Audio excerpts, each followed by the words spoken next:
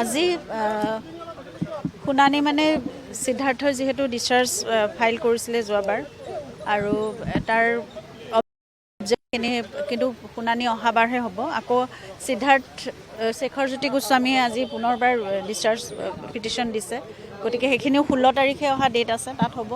আৰু মহাবীৰ একুৱাৰ লগতে সিদ্ধাৰ্থ শৰ্মাৰ ফ্লেটৰ কাৰণে যিটো এটাচমেণ্ট আছিলে পিটিশ্যন, সেই সকলোখিনি অহা 16 তাৰিখে হ'ব। গতিকে সেয়াই আজি সিমানখিনি।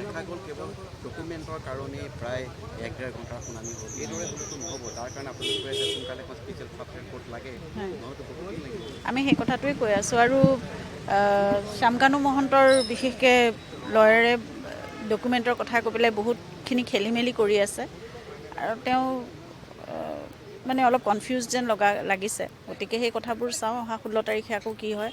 আৰু আমি বাৰে বাৰে বিশেষ আদালতখনৰ কথা কৈয়ে আছোঁ, সেইখন নহ'লে নহ'ব। নহ'লে ইমান দিন ধৰি আৰু এনেকৈ শুনানি চলি থাকিব বছৰ বছৰ ধৰি, সেইটো জুবিন গাৰ্গৰ লগত বা এনেকুৱা এটা বিশেষ কেছৰ লগত এইটো কথা হোৱাটো সম্ভৱ নহয়। আৰু অসমৰ ৰাইজে আমি যিমান পাৰি ক্ষিপ্ৰতাৰে আমি মানে শুনানি ৰায়দানটো বিচাৰিছোঁ। এটা শেষ আমি উত্তৰ পাব লাগে, সেইটোৱে কথা।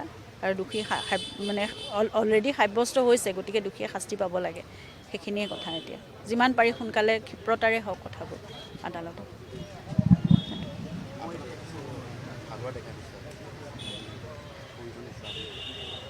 ভাগৰুৱা মানে সেয়াই আৰু কোনো ফালৰ পৰা স্থিৰতাটোতো লাভ কৰিব পৰা নাই, উত্তৰ নোপোৱালৈকে।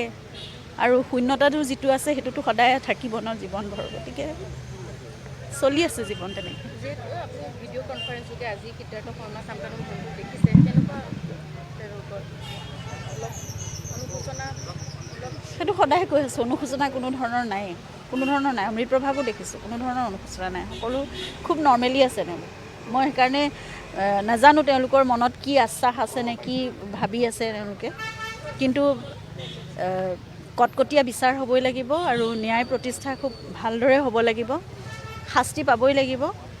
কিবা যদি জামিনৰ কথাও ভাবিছে, এইবোৰ নিবেদনটো চলিয়ে আছে। গতিকে কোনো দিনে সেই দোষীকেইটাই মানে জামিনটো পাবই নালাগে, একদম চিধা বিচাৰ হ'ব লাগে আৰু শাস্তি পাব লাগে, একদম কঠোৰতকৈ কঠোৰতম শাস্তি। সেইটোৱে কথাটো।